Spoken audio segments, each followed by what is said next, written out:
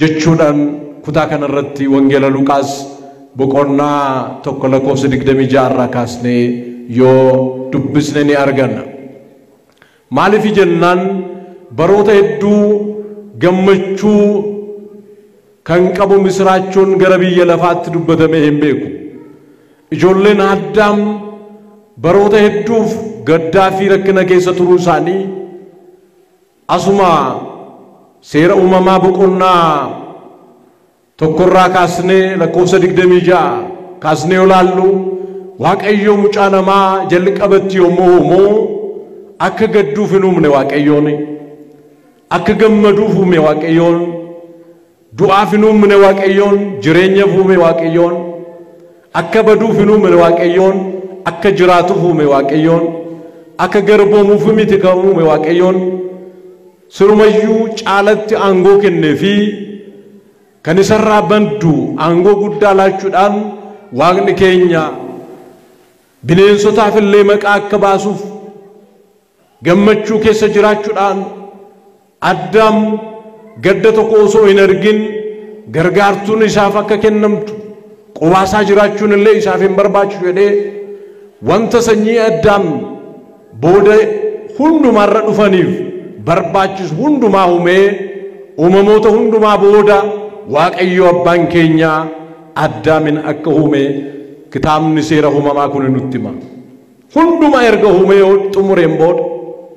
wanta hundumaa erga hojjeteen booda biqiltootas haa ta'u bineensotas haa ta'u warreen kamiyyuu haa ta'an kana hundumaa adda raawwateen booda Waaqni keenya Addaamin uumee isa immoo yommuu laalu qophaa ta'uu isaatti hin gammanne Waaqayyoon. Kanaafuu mee nama isa gargaartu isumarra haa baafnu itti agarsiisnu jechuudhaani mariin Sillaasee gaggeeffame jedha kitaabni qulqulluu. Walii galanii Sillaasee walii galtee kana keessatti Addaamis Hewaanis nama ta'anii biyya lafaa kanarratti bakka Waaqayyo qopheesse keessatti jannata keessa akka jiraataniif gaarummaa fi jireenya Waaqayyo kaa'ee jedha. Kanumaafuu waggoonni inni jiraataa ture sun kufaatiidhaan dura waggoonni jiran sun bara gammachuu ture, bara nageenyaa ture, bara jaalalaa ture, qullaa ta'us uffata ayyaana Waaqayyo kan uffate waan ta'eef Hewaanis Addaamis wal ilaalanii walitti qaana'uun hin jiru ture. Gaddi tokko fuula isaanii duraa hin mul'atu ture. Baroota jaalalaa, baroota nageenyaa, baroota gammachuu keessa baay'een jiraanne Addaamiif Hewaan. Haala kanaan mucaa namaa jiraataa jiru kana Diyaabiloos kabaja isaa gadi lakkisee bakkatti uumame dhiishee waaqummaa barbaadee ergamoota akka isa waaqessaniif ana kan isin uume jechuudhaani Waaqayyoon immoo kan ergamoota uume akka jiru ergamaan qulqullichi Gabri'eel amma Waaqa keenya argannutti bakkuma jirrutti haa dhaabbannu jechuudhaan ergamoota warreen ciccimoo kufaatii hin barbaanne duuka bu'oota yookaan immoo nagada isaa kan jedhamu Saaxinaa'eel 99 wajjiniin inni gara ibiddaatti yoo gadi bu'u qulqulloonni biraa ergamoonni biraa dhaabbatanii turaniiru. Bakka duwwaa taate kanatti Addaam kan uumame abboonni keenya akka nu barsiisan kabaja Saaxinaa'eel irraa ka'ee kanarraa Waaqayyoon kan bakka buuse ergamaa biraa uumuudhaan osoo hin ta'in Addaamin uumuudhaan bifa isaatiin fakkeenya isaatiin uumuudhaan gammachuudhaan akka ergamootatti akka jiraatuuf kanaaf uume Waaqayyoon. Garuu diinichi kufe suni Addaam gammadee Waaqa isaa wajjiniin akka jiraatu fedhiin qabu ture. Fedhii waan dhabeef halkanii guyyaa osoo hirriba hin qabaatin baay'eedhumatti dhama'ee Addaam gammadaa jiraachaa jiru kana gadda keessa galchuudhaaf dhugumatti saba Waaqayyoo seera uumamaa boqonnaa 3 yoo dubbifne kallattii adda addatiin maloota garaagaraa fayyadamuudhaan gara dubartittii isarraa baatee isaaf kennamtee jechaa fi sagalee isaa kallattii adda addatiin qaqqabsiisuudhaani Addaamii fi Hewaan inni dogoggorsiise diiyaabiloos. Abboommi Waaqayyoo gadi lakkisiise. Daandii Waaqayyoo irraa akka goran taasise. Deemsa Waaqayyoo akka gadi lakkisan taasise. Har'as yaa saba Waaqayyoo diinni keenya diiyaabiloos kun hin ciisu. Irriba hin qabu. Kanaaf kitaabni qulqulluun isin horraftu. Diinni keessan diiyaabiloos garuu akka ambassaa yookaan leenca baroodu halkanii guyyaa isin marsaa naannoo keessan marfataa. Maaliif jennaan akka ergamoota Waaqayyoo nu eeguuf osoo hin ta'in diinni keenya dhugumatti saba Waaqayyoo gammachuu Waaqayyoo irraa argannu irraa akka adda baanuuf yoo barbaade karaa dhibeetiin dhufa, yoo barbaade karaa ilaalcha addunyaatiin dhufa, yoo barbaade fedhii biyya lafaatiin dhufa, wantoota garaa garaatti fayyadamuudhaan diinni keenya diiyaabiloos har'as boqonnaa hin qabu yaa saba Waaqayyoo. Waa'ee ayyaana dhaloota gooftaa keenya Yesuus Kiristoos wagga waggaan kan kabajnu gammachuu keessaa akkamitti baanee gaddi nurra tures maal fakkaata bakka kufne immoo akkamitti kaanee inni jedhu kitaaba qulqulluu keessatti kana hadda waan biraa hin qabu. Kitaaba qulqulluu yommuu jennu uumamtootaa nutti akeekkachiisa. Sana booda immoo kufaatii mucaa namaa nu barsiisa kitaabni qulqulluun. Bara kakuu haaraa dhalachuu Kiristoos irraan immoo qabee mucaan namaa akkamitti ka'ee inni dhumaa immoo abdii maalii qaba mucaan namaa garam deemaa edda bakka kufee ka'ee edda jireenya jalqabaatti deebi'ee erga Waaqayyoon humna guddaadhaan isa jaallate garam deemaa kan kanaan addaa waa biraan qabu kitaabni qulqulluun. Ilaalaa Addaam haala sanaan yeroodhuma sanatti Waaqayyoo irratti daddarbaa hojjechuudhaan kufaatii keessa galee yeroodhuma sana gadduu jalqabeedha. Waaqayyoo gadda nurraa haa fageessu. Ameen jedha. Ilaalaa yeroodhuma sanatti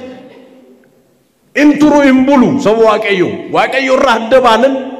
gaddi keenya hin dabala. Gammachuun keenya ni irra ta'a. Waaqayyoo irraa adda baanan yoomiyyuu taanan nyaannus hin quufnu, uffannus nutti noo'u, hin miidhagnu, fuulli keenya kan miidhagu dhugumatti saba Waaqayyoo kallattii adda addaa kamiiniyyuu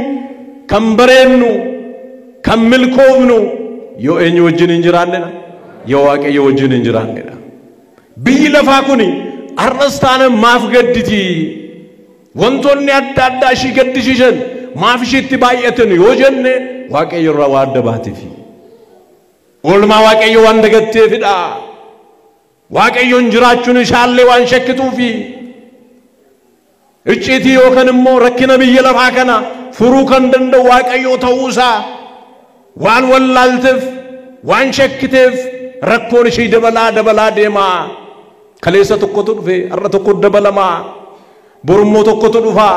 iftaan kan biraati. Kallattii adda addatiin biyyi lafaa kuni dhuguma Waaqayyo irraa adda baanan gammachuu sin argattu, milkaa'ina sin argattu, nageenyi sin jiru, ifti sin jiru, ordoodhuma aduun ba'u jireenya dukkanaatu nutti dhaga'ame keessa keenyatti. Addaam jireenya dukkanaa isatti dhaga'ame. Baroonni rakkoo isa irratti baay'atanii Waaqayyo sagalee isaa dhageessise. Ammas Waaqayyo sagalee isaa nu haa dhageessisu. Dhuguma dhiifama isaa nu haa dhageessisu. Gaarummaa isaa, dhiifama isaa, jaalala isaa Waaqayyo biyya lafaa kanaaf yoo kan hin kennine ta'e dhugumatti yaa saba Waaqayyo eenyumtu ce'ee jiraachuu hin danda'u. Eenyumtu darbee jiraachuu hin danda'u. Addaame gaddee lammee deebi'ee Waaqayyo irratti miidhaa daddarbaa hojjetee baaluma nyaate sana ofitti uffisee bosona keessa galuudhaan Waaqa dhokachuu barbaadeedha. Eenyu dhokachuu barbaade? Waaqa dhokachuu barbaade. Waaqa duraa dhokachuun hin danda'amaa? Hin danda'amu. Waaqni keenya gaarri guddaan isa hin deessu, halkan guddaan isatti hin dukkanaa'u. Dhugumatti saba Waaqayyo hundumaa kan danda'u. Kanaaf Daawit koochoo baasee ani aga biyya lafaa dhuma ishiitti yoon kaadhallee si'oolii keessa yoon seenallee galaana keessa yoon lixallee yaa Waaqayyo ija kee fuulduraa dhokachuun hin danda'amu jedhe. Ija eenyu fuuldura? dargaggummaa keenya keessatti ammeejja hojjanne yoo taane wanta waaqayyoo hin jaallanne dalagne yoo taane dhugumatti isa waaqayyoo ija fuuldura waaqayyooti dhokachuun hin danda'amu. Kanaafi bara dargaggummaa kee waaqayyoon yaadadhu kan jedhu kitaabni qulqulluun eessumattuu si arga waaqayyoon. Har'a haala kanaan as teenya borummoo iddoo biraa hoo deemne ilaalchi biraa keessa keenya jira yoo ta'e dhugumatti isa waaqayyoon argaa. Addaam waame waaqni Addaamin waame eessa jirta yaa Addaam jedhe kufaatii isaa innumti ofii isaati ragaa akka ofitti ba'uuf malee waaqni keenya arguu dadhabee miti. Galanni guddaan waaqa kanaaf haa ta'u. Galateeffadhaame waaqa kana waaqa hundumaa arguu qabna. Ilaala innumti mataan isaa akka ragaa ofitti ba'uuf akkas jedhe Addaam sababa kaase yaa waaqayyo dubartittii ati akka na gargaartuuf naa kennite sanatu na dogoggorsiise. Gaafii waaqayyo garuu eessa jirtaa na dhagaa jirtuyi eessa jirtaa ture. Deebiin Addaam garuu kennaa waaqayyo xureessutti deeme. Isa waaqayyo kenneefi ishee himachuutti deeme. Dhugumatti saba waaqayyo sababa walitti barbaaduu hin qabnu. Cubbuu keenya damnee amanuu qabna. Kallattii adda addaatiin ilaalcha garaa garaa kan of keessaa qabdan asis jiraattanii biyya alaas jiraattanii kallattii miidiyaa OCN'dhaan sagantaa keenya kana kan hordoftan dhuguma isiniin jenna namatti quba qabu manna of ilaaluun dhugumatti abshaalummaa guddaadha. Namatti quba qabuun hin salphata baay'een guddatu garuu of ilaaluun barbaachisaadha. Addaami abboommi waaqayyo darbeera nyaateera garuu isa waaqayyo jedhe dhiisee deebii biraa deebise yeroodhuma kanatti waaqayyoon isa irrattis murtee dabarse. Kanaan jalqabee murtee waaqayyo isa irratti darbe Addaami Hewaan bofa sana irratti Daabiloos immoo kufeera durseetuyyuu waaqayyo murtee isa irratti dabarsuudhaan dhugumatti isa waaqayyo sanaan booda yeroo sana jalqabee waggaan 5,500 bara gaddaa itti ta'e mucaa namaatti. Bara maalitti ta'e? Bara gaddaa itti ta'e. Wal nyaachuun, wal loluun, wal reebuun, wal ajjeesuun dhugumatti isa waaqayyo mee bara kana oteessanii ilaaltan. Bara sanatu deebi'ee dhufee nama jechisiisa nama kitaaba qulqulluu beekuuf nama daandii waaqayyo irra deemuuf bara murtee Addaamitti darbe sanatu nuyi warra fayyee du'a jalaa bahee ijoollee waaqayyo ta'etti lammee deebi'ee dhufee jennetu shakkina. Waaqayyo bara sana nutti hin deebisin ameen jedha. Bara sana ammas nutti hin deebisin kadhannaadha keenya durbee Maariyaamitiin eegumsa ergamootatiin kadhannaa abboota tolootatiin bara akkasii waaqayyo nurra haa dabarsu. Barri gaddaa itti dhufee ijoolleen isaa isarraa dhalatan jilba isaa keessaa bahan Addaam dhugumatti wal ajjeesuu jalqaban. Qaayiliif Abeel isarraa maddanii wal nyaachuu jalqaban wal ajjeesuu jalqaban. Arras kana arginaa dhugumatti saba waaqayyo Addaam baroota sana hundumaa dabarse. Waaqayyo garuu akkana hin jenne callisee isa hin ganne waadaa galeefi bara dhumaatti ati Addaami kan sirraa dhalatu mataa bofichaa isa si dogoggorsiisee isarra si hejjeta inni immoo koomeesaa si jalaa rukutaa jechuudhaan dubbate waaqayyoon. Koomee kan nu jalaa rukutuuf kaatu har'as diinni jira. Koomee maal kan nu jalaa gochuu kaatu nu kuffisuudhaaf koomee keenya nu jalaa rukutuudhaaf kan kaatu jira. Garuu diina keenyarraa bara hanga baraatti akka ol hin jenneef kan irra hejjatee gammachuu keenya nu deebise durbee Maariyaam irraa nu dhalateera. Galata galchaa gooftaa kana durbee Maariyaam irraa nu dhalateera. Lammee akka ol hin jenneef mataa ol qabatee mucaa namaa irratti aangoo akka hin qabaanneef inni gololoon itti dhalate seenaa keenya jijjiireera. Galanni guddaan gooftaa kanaaf haa ta'u. Inni of salphise nu kabajeera. Kanaaf waadaa galeefi ilmoo keerraa dhaladhee mucaa keerraa argame ilma kiyya tokkicha biyya lafaatti erguudhaan yaa Addaame akka kuftetti naftu sin kaasa akka baddetti naftu sin barbaada akka duutetti naftu jireenya sin laanna jedhe waaqayyo. Kanaafuu dhaloota gooftaa keenya Yesuus Kiristoos yommuu kabajnu hangafa ayyaanati. Galata galchaa waaqa keessanii angafa ayyaana saguddaadha osoonni dhalachuu baate osoonni golaloonii buluu baate osoonni daaree haati keenya durbee Maariyaam uffata tuffistullee dhabdee afurri horii afurri harree golaloonii keessatti agaysa ho'isuudhaaf dhiyaatanitti qullaanuu ta'uu baate nuti akkanatti miidhagnee adii uffanne ayyaana kanan kabajnu turre galata kanaaf galchaaf gooftaa kanaaf galanni guddaan haa ta'u ayyaana kanan kabajnu ture kanaafu waaqayyo waadaa galee waadaa sana sineege qulqullichi Phaawulos ergasaa gara warra Galaatiyaa boqonnaa 4 irratti akkuma dubbate barichi yommuu xumuru barri gidiraa sun barri gaddaa sun yommuu mucaa Addaamirraa darbuudhaaf ka'utti waaqayyoon ilma isaa tokkicha erge innis immoo durbee Maariyaam irraa dhalate hundumaa fayyisee jedhe baga fayyitan galata galchaa gooftaa keessatti hundumaa fayyisee jedhe ammas ilaala dhalachuun gooftaa keenya Iyesuus Kiristoos dhugumatti saba waaqayyoo boqonnaa haaraa namaa fi waaqayyoon gidduutti nuuf baneera boqonnaa akkamii boqonnaa haaraatu nu baname dhalachuu isaatiin dhugumatti saba waaqayyoo boqonnaan nuti keessa turre waggaa 5,500 barri nuti keessa turre bara gaddaati kanaafi kitaaba kanarratti yommuu laallu wangeela Luqaas boqonnaa 2 lakkoofsa 1 irraa kaastanii yommuu laaltanii erga qulqullichi Gabri'eel durbee Maariyaamitti misraachoo himee barri dahuumsa yeroon dahuumsa haadha keenya durbee Maariyaam yogguu qaqqabutti jedha seerri tokko bahee labsiin tokko bahee innis maal kan jedhu namni biyya lafaa hundumti isaa agalmaa'u galmee irratti maqaansaa aataa'u galmaa'ee mootii biyyaa biratti haa beekamu jechuudhaani qeesaarota warreen jedhamanii isaanii seera baasanii labsii baasanii jedha durbee Maariyaam deemsi kan itti dhufe ciniinsuu jala kan geesse maal gootiree isheenis sayifiin guddaan albiin guddaan ishee irra darbaa jira waan ta'eef waa'ee biyya lafaa kanaatiif kan filatamte waan taateef waaqayyo jaallatee sanyii qulqulluu taasisee biyya lafaa kanarratti kan ishee hambise waan taateef haati keenya durbee Maariyaam gidiraa hedduudhaanii mucaa ishee garaatti baattee ji'a 9 erga geessee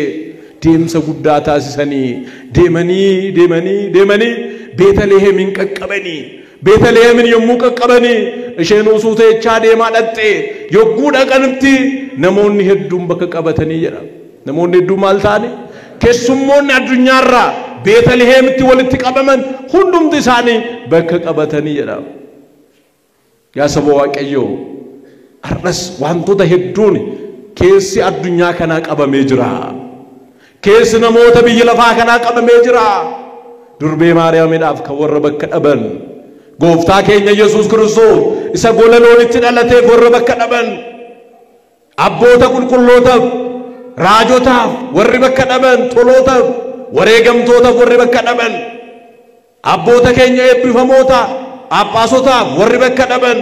ilaalchi biyya lafaa kun isaanii sammuun isaanii haxxummaa biyya lafaatiin kan guutame sobaan kanaasaan daddarbaa abboota Phaaphasota irratti illee kan dubbatan magaala keenya ga'uu baatu garuu godina keenya keessatti illee ilaalcha kana babal'ifatanii kan deeman waaqayyo isaanitti haraaramu ameen jedha waaqayyo dhiifama isaaniif haa laatu bakka dhabinaa qulqullootaaf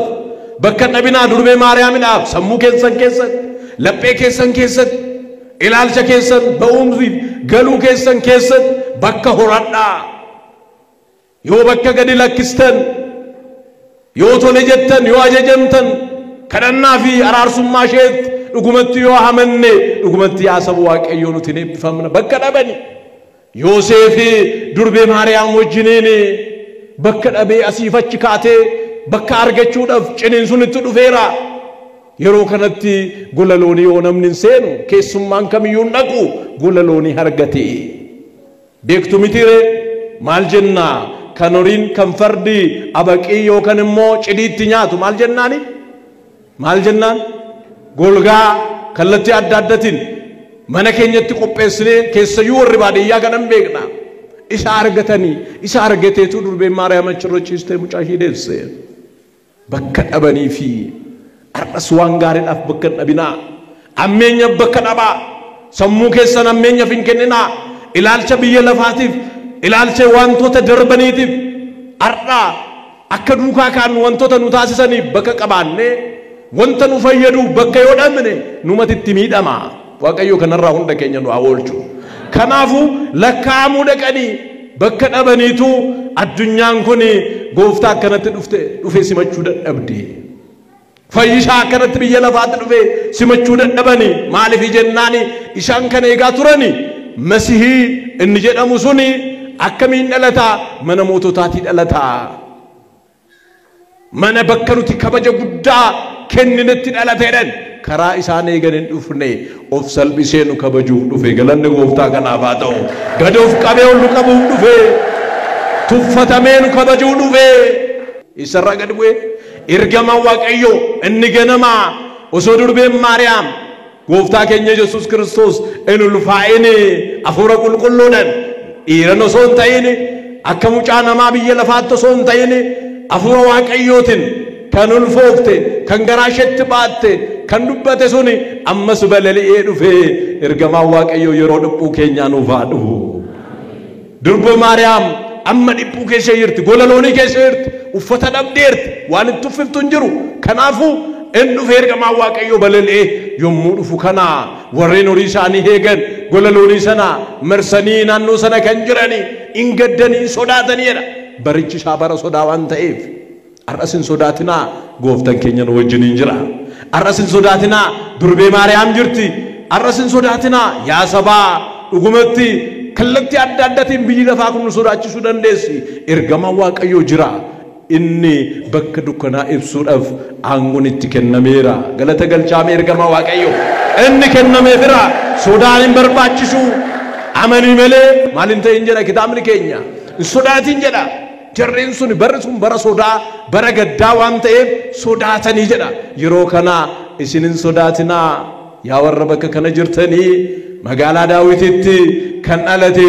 dhugumatti jireenya kan dhalate dhugumatti ifa addunyaati gammadaa malee in sodaatinaa jechuudhaan itti dubbate mata dureen barumsa keenya gammachuu ummata hundaatu biyya lafaatti dhufe maaliif sodaattu jedheen yeroo kana isaanis tasgabbaa'anii yommuu ergamaa waaqayyo akkanatti dubbatu ergamoonni biraa samiirraa gadi bu'anii warreen walirraa fagaatanii laftii fi waaqayyo yookaan samiin kan wal lole ergamoonni waaqayyoo fi mucaan namaa kan wal lolanii waggaa 5,500 waaqi fi namni wal dhabuudhaan rakkoon guddaan baroota 5,500 kan ture ammuma kana haraarri bu'ee haraarris yommuu bu'utti ergamaa waaqayyoo fi namoonni naannoo sana jiran akkana jechuun faarfachuu jalqabanii waaqayyo abbaa keenya waaqayyo uumaa keenya fi ol Aariyaam irratti ulfinni isaaf haa ta'u mucaa namaatiifis biyya lafaa irratti nageenyaa ta'u mata duree faaruu jedhu kanaan faarfachuu jalqaban namatti hin tolu mee galata galfadhaa waaqa keessanii ilaala ol samii irratti jedhanam ol samii irratti Aariyaam irratti isa biyya lafaa kana ilaale raajonni waa baay'ee dubbatan ka maaloo yaa waaqayyo samii kana tarsaasii gadi bu'i rakkina keenya kanas gadda keenya kanas nurraa cabsi jedhanii baroota hedduuf kadhataa turanii kadhannaan raajotaa dhugumatti soomni soomaa turre kuni kanaafi kan isaan soomanii maaloo yaa waaqayyo jedhani samii kana tarsaasii gadi bu'i samiin hin tarsaasa waaqayyo hin tarsaa naxaraa uffanni kana samiin akkasii miti qamasiina nu uffanne kana miti samiin akkam bara dhiphu bara gaddaa keessa akka turan nu akeekkachiisa maaloo yaa waaqayyo samii tarsaasii gadi bu'e amma jedhanitti gahaadhi kanumaafuu samiin isin tarsa'e ilmi waaqayyo isin dhufe durbee Maariyaam irraa waaqni nama ta'e namni waaqa ta'e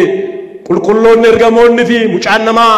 waaqayyoo fi mucaan namaa samii fi lafti uumamni walitti araaramanii yeroo dhuma kanatti mata duree faaruu kana kaafatanii ol aariyaam irratti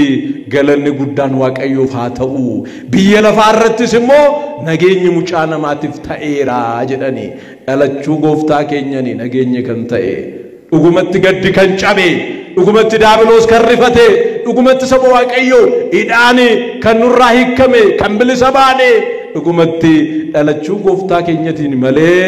dhugumatti yaa saba waaqayyoo waa biraatiin miti galata galfadhaa gooftaa keessan kana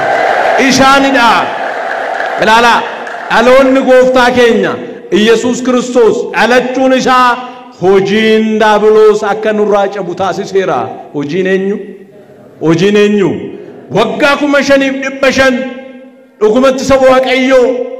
mucaa namarra hojiin daabiloos ture suni guyyaa Beetlihemitti gooftaan keenya durbee Maariyaam irraa dhalatutti yeroodhuma sanatti battalatti nurraa cabeera kanaaf akkas kan jedhe qulqullichi Yohaannis ergaa isaa isa tokkoffaa boqonnaa 3:8 irratti ilmi waaqayyoo hojii daabiloos cabsuudhaaf mul'ate jedhe warra sinirraa cabeef mee galata galchaa gooftaa kana nurraa cabeera saba waaqayyoo eenyumtuu kana booda nutti fe'uu hin danda'u hojii daabiloos baanneen sochoonu kana booda dhalachuu isaatti gammanneerra ka nama ta'uu isaatti gammanneerra dhufuu isaatti gammanneerra nuyi warra simateedha malee warra simachuu didee miti kanaaf ergaa wangeelaa Yohaannis boqonnaa 1:9 irratti yoo dubbifne akkana jedha warra isa simataniif ijoollee waaqayyoo akka ta'aniif haboon hangoon isaanii kennameerra warra didaniif garuu irraa fudhatamee jedhe aniif isin har'as simachaa jirra amma bara jireenya keenya gooftaa kana simanneerra gooftaa kana amanneerra gooftaa kana duukaa buuneerra isa waaqessineerra mucummaa guyyaa 40ffaa 80tti arganneerra kun simachuu waaqayyooti waaqa kana isiniif kenneef galata galfadhaa isa kana jechuudha saba waaqayyoo aangoon daabiloos nurraa cabeera kanaafuu dhaloonni gooftaa keenya Yesuus Kiristoos dhaloonni isaa Addaam tikshee gaarii dhabe tikshee gaarii akka argatu taasiseera Addaam maal dhabe Addaam tikshee gaarii dhabe baroota hedduu burjaajaa ture sanyiin isaa hundumti isaanii burjaajaa turani gadda keessa waan turaniif rakkina keessa waan turaniif tikseen gaariin biyya lafaa dhufe kanaaf wangeelli Yohaannis boqonnaan 10:1 irraa kaasnee yoo dubbifnu tikseen gaariin anaadhaa jedhe tikseen gaariin anaadhaa jedhe hoolota bittinnaa'anii turan kan walitti qaban ardhasi baroota hedduu tiksee gaarii kana dura kan turani hoolota isaa bittinneessaa faayidaa hoolota irraa argamu qofa itti fayyadaa gogaa isaanii foon isaanii nyaachaa turani Oromiyaadhaafis Itoophiyaadhaafis ardhas tiksee gaarii qabna nuti abbaa keenya abbaa Saawiroos mee galata galchaa waaqa keessaniif tiksee gaarii qabna hoolonni kun eessa turani kaleessa eenyutu barbaade hoolota kana yeeyyii harka turreerra of beekna saba waaqayyoo tiksee gaarii odoo hagachuu baanne tiksee gaariin osoo waaqayyo nu muuduu baate osoo aangoo kana nu kennuu baate ittiin qaanoomnu tiksee gaarii qabna warri abbaa kanatti qaana'an isaanillee ya'u nuti garuu ijoolleen isaanii ardhas abbaa nu tiksuu qabna jenna galata galchaame waaqa keessanii abbaa nu tiksuu qabna kan nurraan fagaanne qabna Addaam akkasiin ture dhugumatti salphina keessa ture aniif isinis immoo tiksee gaarii arganneeti har'a galma kanatti kan walitti qabamne bataskaana kana keessa kan jiraanne otoo tikseen gaariin kun jiraachuu baate fooliin isaanii osoo nutti urgaa'uu baate duukaa osoo bu'uu baanne otoo sagalee isaanii dhaga'uu baanne wangeelli kun har'a haguugamee gubbaa isaa dhunganna malee keessa isaan beeknu ture har'a afaan keenya niignee afaan keenya faarfannee haala kanaan ijoollee waaqayyoo ta'uudhaaf aangoo keenya akka jabeeffannu tiksee nu taasisaniif ammas galata galchaa eebbifamoo abbaa Saawiroos ba'uunat dhugumatti yaa saba waaqayyoo ana qofaa miti Addaam abbaan keenya jaalala waaqayyoo inni guddaan isarraa fagaatee ture sana dhalachuu gooftaa keenya Yesuus Kiristoos ittiin sanyiin Addaam hundumti isaa argateera jaalalli waaqayyoo nurraa fagaatee ture maaliif jennaan gadda keessa namni jiru jaalala hin qabu hin qabaa mee waaqayyo jaalala biyya keenyaafis nuuf haa kennu amiin jedha tokkummaa keenyaaf nuuf haa kennu yaa'ii kanaaf nuuf haa kennu magaalaa keenyaaf nuuf haa kennu ኦሮሚያadhaaf ኢትዮጵያadhaaf አዱኛadhaaf waaqayyo jaalala isaa nuuf haa kennu jaalala nuuf kenne waaqayyoon ilma isaa tokkicha jedha wangeela yohannis boqonnaa 3 lakkoofsa 16 akkuma dubbifnu waaqayyoon biyya lafaa kana akkasumatti ilma isaa tokkicha hanga dabarsee kennutti jaalatee nuun jedha ilma isaa tokkicha inni waaqa ture waaqa bira ture jecha kan ture dhugumatti waaqa kan ture inni dabarfamee nuu kenname ilmi waaqa waaqni ilma dhugumatti saba waaqayyo jaalala waaqayyootiin arganne cubbamoota taane osoo jirru kanaaf qulqullichi Phaawulos ergaa isaa gara warra Roomee boqonnaa 5 irratti yoo dubbisne maal jedha lakkoofsa 7 kaasnee osoo cubbamoota taane jirru balleessitoota taane osoo jirru waaqayyoon ilma isaa tokkicha dabarsee nuu kennuun biyya lafaa kana jaallateedha. Inni diyaadha galanni keenya ulfi